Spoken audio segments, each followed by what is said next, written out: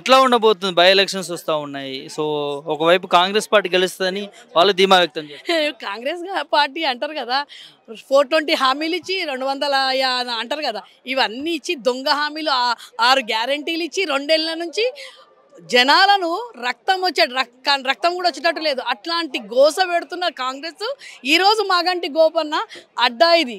మాగన్న గోపన్న గుండెలలో ఉన్నాడు. మేము వస్తుంటే కూడా మేమందరం రాష్ట్ర వ్యాప్తంగా ఇన్ఛార్జీలాగా మేము పని చేయడానికి వస్తే కూడా ఈరోజు కేటీఆర్ అన్న హరీష్ అన్న వీళ్ళు వస్తుంటే కూడా వద్దు అని చెప్పేసి మేమున్నామన్నా మేము సపోర్ట్ చేస్తాం, మీరు ప్రచారానికి వద్దనే జనాలు ఇక్కడ ఉన్నారు. ఇప్పుడు వాళ్ళు మాట్లాడేదానికి ఇక ఎక్కడ అర్థం ఉన్నది? రేవంత్ రెడ్డి ఎన్ని జూటా మాటలు చెప్పిండో ఈ దెబ్బతోని మొత్తం యావత్ తెలంగాణ ఈరోజు జూబ్లీ హిల్స్ను చూస్తుంది. జూబ్లీ హిల్స్ ప్రజలు కూడా ఎక్కడ గుద్దుతారు రేవంత్ రెడ్డి నడుము బొక్క ఇరుగుతుందో అక్కడ పక్కా గుద్దుతారు. అంటే ప్రభుత్వంలో ఉన్నది వాళ్ళు, మాది ప్రజా ప్రభుత్వం, ప్రజలు మమ్మల్ని నమ్ముతున్నారంటుగా నిన్న వాళ్ళు కూడా కాంగ్రెస్ నేతలు కూడా మీటింగ్లు పెట్టుకున్నారు కదా, దానికి మీ సమాధానం? నమ్ముతారు, ఎందుకు నమ్మరు? 2 ఏళ్ల కింద నమ్మిర్రు కాబట్టి ఈరోజు హరిగోసం ఉన్నది. మొత్తం తెలంగాణ అన్ని 420 హామీలు ఇచ్చిండు. రైతు బంధు ఎక్కడుంది? రైతు బీమా ఎక్కడుంది? ఇక్కడ స్కూటీలు ఎక్కడున్నాయి? తులం బంగారం ఎక్కడుంది? 2000 నుంచి 4000 ఇస్తా అన్నాడు.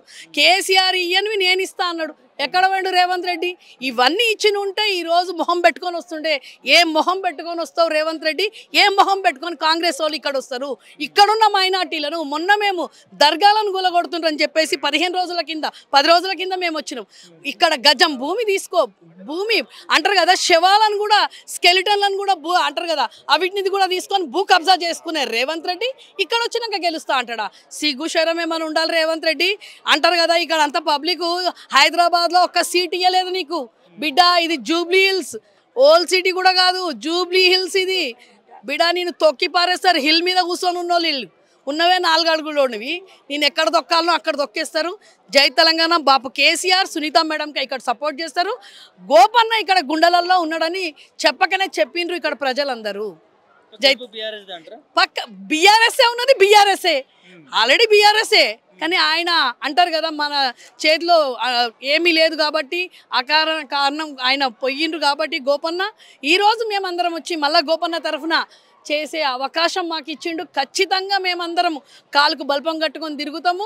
తిరగాల్సిన పనే లేదంటారు ఇక్కడ జనాలైతే. కైకు అరే आप हम గోపన్న కు జీతాలు అయితే ఆప్లో జరూరత్ నయ్యే అనే ప్రజలు ఇక్కడ ఖచ్చితంగా ఆల్రెడీ గెలిసే ఉన్నాము. ఏంటంటే మెజార్టీ చూపిస్తాం, ఇక్కడ మెజార్టీ చూపించి వదిలిపెడతాం. జై తెలంగాణ. ఎట్లా ఉంది కాంగ్రెస్ ప్రభుత్వం? జూబ్లీ హిల్స్ బై ఎలక్షన్స్ వస్తా ఉన్నాయి, ఎట్లా ఉంది? కాంగ్రెస్ ప్రభుత్వం ఫెయిల్యూర్ ప్రభుత్వం అండి. జనాలే చెప్తారు కదా, మనం ఇండివిజువల్గా ఏ పర్సన్ అడిగినా కానీ చెప్తున్నారు. ఏ పథకాలు కూడా కంప్లీట్ కాలేదు, అసలు స్టార్టే కాలేదు అనుకుంటా, ఏదో 1-2 తప్ప. మహిళలకు 2500 అన్నారు, పెన్షన్ 4000 అన్నారు, తులం బంగారం అన్నారు. ఏది లేదు. అన్ని 6 గ్యారంటీలు fail guarantee, fail guarantee. Bus success అయింది కానీ ఒకప్పుడు కేసీఆర్ గారి ప్రభుత్వంలో ఆడవాళ్ళు చెయ్యెత్తిన చోట బస్సు ఆపుతుండే, విలువ ఉంటుండే, విలువ ఇస్తుండే. ఇప్పుడు ఏంటంటే బస్సు ఫ్రీ చేసి ఆడవాళ్ళకి విలువ లేకుండా చేసేసి కొట్టుకుంటున్నారు, దెబ్బలు తాకుతున్నాయి. మరి ఏంటి అసలు విలువ అసలు లేడీస్ బస్ ఎక్కుతుర్రా అంటే జెంట్స్ బస్సు దిగిపోతుంది, అట్లా చేసేసి. గౌరవం, మహిళలంటే గౌరవం ఉందంటాడు ముఖ్యమంత్రి, మహిళలను కోటీశ్వరులను చేస్తా అంటున్నాడు. సో అన్ని నమ్ముతున్నారా మరి? ఎట్లా నమ్ముతారండి? జనాలు ఏం చెప్తున్నారు?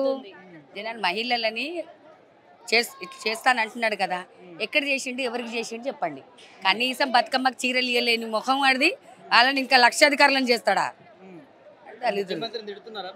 ఎవరు తిడతారు సార్? ఎందుకు తిట్టరు? మోసపోతే తిట్టరా? మెచ్చుకుంటారా చెప్పండి? మోసపోయినాం కదా మరి. మరి ఇప్పుడు ఒక చెప్పనా, లేడీస్ ఓట్లు నువ్వు ఇవాళ గెలిచావు అంటే 6 పథకాలు చెప్పి అవి కూడా లేడీస్కి వర్తిస్తాయి అని చెప్పి హైలైట్ చేసి గెలిచినావు. లేడీస్ని మోసం చేసిరు కదా, తిట్టరా లేడీస్ని? బై ఎలక్షన్లో చూడండి, అందరూ ఆలోచించి ఓటేస్తారు. ప్రభుత్వంలో ఉన్నాము, ప్రభుత్వం మాది ఉంది అని చెప్పి వాళ్ళు గెలుస్తాము అది అనేది వేస్ట్ మాటలు. ఎందుకంటే జనాలు అన్ని గమనిస్తున్నారు, హైడ్రా గమనిస్తున్నారు, పథకాలు గమనిస్తున్నారు, ఈ మనకి నడుస్తున్న సొసైటీలో ధరలు గమనిస్తున్నారు, అన్ని గమనిస్తున్నారు. కానీ వాళ్ళకి మంచి తిప్పి జవాబు కొడతారు, బీఆర్ఎస్ని గెలిపిస్తారు. చెత్త వేస్ట్. ఇంకా మనం ఏం మాట్లాడద్దు కదా, అంతే. లేడీస్కి వాల్యూ లేనిది నువ్వు ఎంత చేసినా అది వేస్ట్. ఫస్ట్ లేడీస్కి వాల్యూ ఉండాలి, ఆమె గౌరవం ఇస్తేనే ప్రతి ఇంటికైనా లేడీస్ వాల్యూతోనే ఏదైనా అవుతుంది. నువ్వు మహిళలకే గౌరవం లేనిది నువ్వు ఓటు అడిగి వేస్ట్, అది చెత్తనే. ఇంకా గౌరవం లేదని మీరు అంటున్నారు, ముఖ్యమంత్రి మాత్రం మహిళల పైన గౌరవం అసలు లేదు. మీరు ప్రతి బస్సులో చూడండి, ఒక్కొక్క ఆడోళ్ళు ఎట్లా గలీజ్గా తిడుతున్నారు తెలుసా. అసలు ఆయనకు నిజంగా కేటీఆర్ చెప్తున్నారు, అసలు మేము ఇంతవరకు ఇన్లే ఈ ప్రభుత్వంలో ఇన్ని బూతులు ఉంటాయని. ఆయనను పిచ్చగా తిడుతున్నారు. నేను డైలీ బస్సు ట్రావెల్ చేస్తా, నా అనుభవంతో చెప్తున్నా. ఒక్కొక్క ఆడోళ్ళు ఎంత అనుభవిస్తున్నారు అంటే, ఒక బస్సు దగ్గర ఆపే స్థితి కూడా లేదు. రోడ్డు మీద నుంచొని ఇట్లా నడి రోడ్డు మీద నుంచుంటే కూడా ఆపే స్థితి లేకుండా చేసిండు. అది కాంగ్రెస్ ప్రభుత్వం. అంతే, ఇంకా అది ఒకటే మాట, చెత్త ప్రభుత్వం. అంతే అంతే. మాగంటి సునీత మేడంతో గెలుస్తారు. మాగంటి గోపీనాథ్ సార్ ఇప్పుడు అసలు ఇంత స్టేజ్ మీద ఉంటే మా సార్ లేరన్న ఒక బాధ లేకుండా చేసారు కేటీఆర్ సార్. ఆ మేడం అంత బాధ పడుతుంటే మాకు ఎంత బాధ అనిపించిందో, సారు లేరు అన్న బాధని తీర్చేసారు మా కేటీఆర్ సారు. చాలా థ్యాంక్స్ కేటీఆర్ సార్కి. ఇంత మా ఈ డివిజన్లో ఇంత పెద్ద మీటింగ్ అరేంజ్ చేయడం అంటేనే గ్రేట్. అందులో మేము పార్టిసిపేట్ చేయడం అంటే ఇంకా గ్రేట్. అది ఇక్కడైతే బీఆర్ఎస్ ప్రభుత్వమే గెలుస్తుంది. ఎందుకు అని అంటే మాగంటి గోపీనాథ్ అన్న చేసిన సేవలు అటువంటివి కాబట్టి ఇక్కడున్న అందరికీ తెలుసు. గోపన్న అంటే బీఆర్ఎస్ పార్టీ అంటే గోపన్న. కాబట్టి గోపన్న మీద ఉన్న అభిమానంతో ప్రజలందరూ మళ్ళీ సునీతక్కని గెలిపించుకుంటారు. ఎందుకు అని అంటే గత కాంగ్రెస్ ప్రభుత్వం 22 నెలల్లోనే వచ్చి తెలంగాణ మొత్తము భ్రష్టు పట్టించింది. ఇప్పుడు తెలంగాణ ప్రజలు చెంపపెట్టులాగా ఇక్కడ జూబ్లీ హిల్స్లో ఎట్లకన్నా గోపన్న వాళ్ళ మిస్సెస్ సునీతక్కని గెలిపించుకొని చెంపపెట్టులాగా రేవంత్ రెడ్డికి అవుతుంది.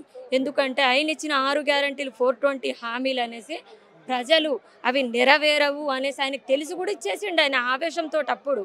కానీ వాళ్ళు ఇప్పుడన్నా గుర్తు చేసుకోవాలి, ఆయన ఇచ్చిన 6 గ్యారంటీలు ఒక బస్సు ఫ్రీగా పెట్టిండు తప్ప ఏది చేయలేదు. ఆ బస్సు ఫ్రీగా పెట్టి కేవలం ఆ బస్సులో మహిళలు కొట్టుకోవడం, తిట్టుకోవడం, తన్నుకోవడమే సరిపోతుంది.